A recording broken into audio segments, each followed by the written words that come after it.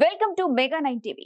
ఏపీలోని తీర ప్రాంతంలో ఉన్న మత్స్యకారులు గిరిజనుల రక్షణ కోసం చర్యలు తీసుకుంటున్నట్టు రాష్ట్ర పర్యావరణ నిర్వహణ కార్పొరేషన్ చైర్మన్ పోలంరెడ్డి దినేష్ రెడ్డి తెలిపారు. దీనికోసం ఇవాళ interface meeting with coastal communities and mining workers పేరుతో ఓ కార్యక్రమాన్ని ఏర్పాటు చేశారు.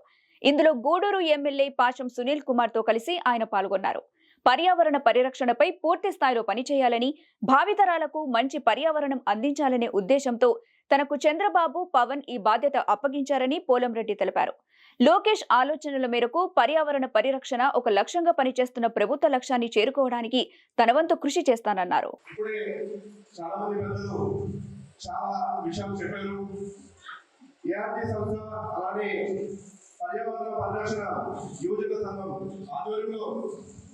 చాలా సంవత్సరాలుగా ఎన్నో మంచి కార్యక్రమాలు అణగారిన వర్గాలకి, గిరిజనులకి, మత్స్యకారులకి ఎన్నో కార్యక్రమాలు చేపడుతున్నామని చెప్పడం జరిగింది. నేను కూడా ఎన్నో మంచి విషయాలు ఈ ఎన్జిఓ ఏఆర్టీ సంస్థ చేపడుతున్న ఎన్నో మంచి విషయాలు తెలుసుకోవడం జరిగింది.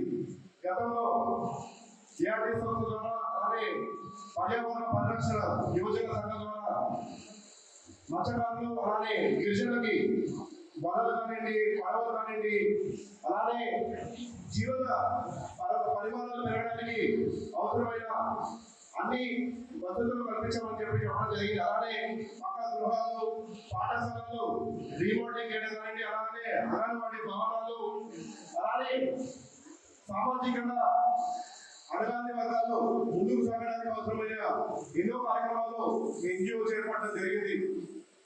అలానే ఇక్కడ నేను చూడడం జరుగుతుంది. దాదాపు ఈ సంస్థ ద్వారా 6,754 మంది బాలికలపై పాఠశాలలో ఆర్థికంగా సాయం చేసి వాళ్ళందరూ కూడా ముందుకు వాళ్ళ జీవన విధానం మెరుగుపడడానికి, అలానే చదువు ద్వారానే మనందరం కూడా ఆర్థికంగా ముందుకి, అలానే సామాజికంగా ముందుకు వెళ్ళడానికి అవుతుంది. కాబట్టి వాటన్నిటికీ అవసరమైన ఆర్థిక సాయం ఎన్జిఓ ద్వారా చేపడుతున్నామని చెప్పి ఇందాకే పెద్దలందరూ కూడా చెప్పడం జరిగింది. ఇలాంటి చాలా మంచి కార్యక్రమాలు చేపడుతున్నారు. వాళ్ళు ఇలాంటి కార్యక్రమాలు ఇంకా కూడా చేపట్టాలి, అలానే ఇలాంటి అవగాహన సదస్సులు కూడా చేపట్టాలని చెప్పి, ఇంకా కూడా రానున్న కాలంలో చేపట్టాలని చెప్పి నేను వాళ్ళని మనస్ఫూర్తిగా కోరుకుంటున్నాను. అలానే ఈ రోజున ఇక్కడ ఏర్పాటు చేసిన సమావేశానికి నేను చైర్మన్ గా బాధ్యతలు చేపట్టిన తర్వాత మొట్టమొదటిసారిగా గూడూరు నియోజకవర్గానికి రావడం, అధ్యక్షతన ఏఆర్టీ అధ్యక్షతన, అలానే ఇక్కడ ఉన్న గౌరవ శాసనసభ్యులు పాశం సునీల్ గారి అధ్యక్షత ఈ సమావేశంలో భాగస్వాములు అవడం నాకు ఎంతో సంతోషంగా ఉంది. గౌరవ ముఖ్యమంత్రి వర్యులు నారా చంద్రబాబు గారు, అలానే డిప్యూటీ ముఖ్యమంత్రి వర్యులు, అలానే పర్యావరణ, సైన్స్ అండ్ టెక్నాలజీ, అటవీ శాఖ మంత్రి వర్యులు పవన్ కళ్యాణ్ గారు, వీళ్ళందరూ పర్యావరణ పరిరక్షణ కోసం ఎంతగానో ఇప్పుడు వాళ్ళు వాళ్ళ మనస్సును పెట్టడం జరుగుతుంది. దానిలో భాగంగానే ఈ రోజున ఆంధ్రప్రదేశ్ పర్యావరణ పరిరక్షణ కార్పొరేషన్ కి చైర్మన్ గా నా మీద బాధ్యతలు పెట్టారు.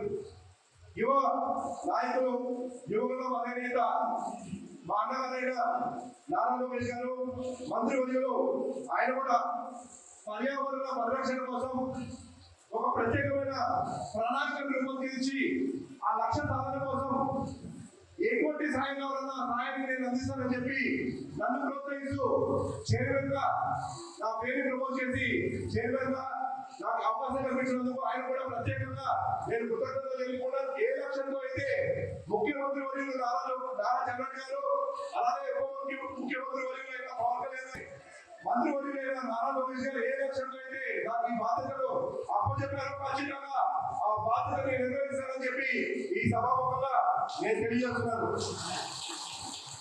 ఆంధ్రప్రదేశ్ రాష్ట్రం మనము ఆర్థికంగా చాలా బలహీనంగా ఉన్నాము ఇవాళ విభజన తర్వాత.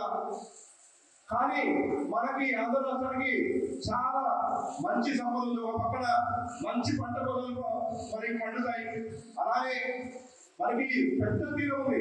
దాదాపు 932 కిలోమీటర్ల తీరం మన ఆంధ్ర రాష్ట్రానికి ఉంది.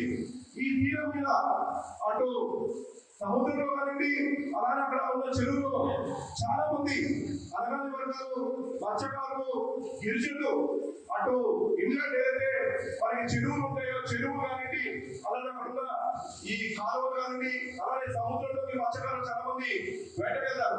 దీని మీదే చాలా మందికి జీవన ఉపాధి చాలా మందికి ఈ ఏరియాలో కలిగి ఉంది. ఈ ప్రాంతం ఏరియా ఏదైతే మనకి 932 కిలోమీటర్లు ఈ తీర ప్రాంతం ఏదైతే ఉందో ఆ తీర ప్రాంతం మీద ఎంతో మంది ఇవన్నీ కూడా జీవన ఉపాధి దాని మీద కొనసాగిస్తున్నారు. కానీ వాళ్ళు ఏమవుతుందంటే ఆధునీకరణ అలానే ఇండస్ట్రియలైజేషన్ లో భాగంగా ఎన్నో పరిశ్రమలు మన ఆంధ్ర రాష్ట్రానికి వాళ్ళు పెట్టుబడులు పెట్టడానికి చాలా మంది రావడం జరుగుతుంది.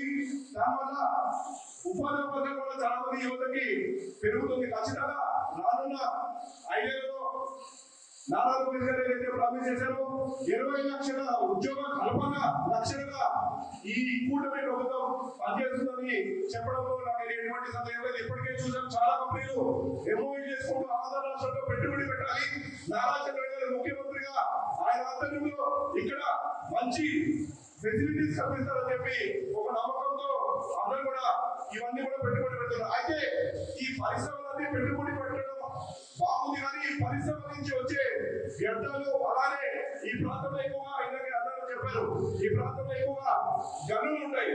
ఈ మైనింగ్ ఒక్కొక్కర చిలిగా కానివ్వండి, అలానే క్వార్ట్ కానివ్వండి, అలానే ఇతర గనులు ఉన్నాయి. ఈ గనుల నుంచి వచ్చిన ఈ వ్యర్థాలు ఏదైతున్నాయో ఇవన్నీ కూడా ఈ కాలువలో వదిలేయడము, అలానే సముద్రంలో వదిలేయడము, వీటి వల్ల ఏమవుతుందంటే మన మత్స్య సంపద ఏదైతుందో అవన్నీ ఒక్కొక్కరు చనిపోతున్నాయి. ఆ నీళ్లు తాగి మనందరూ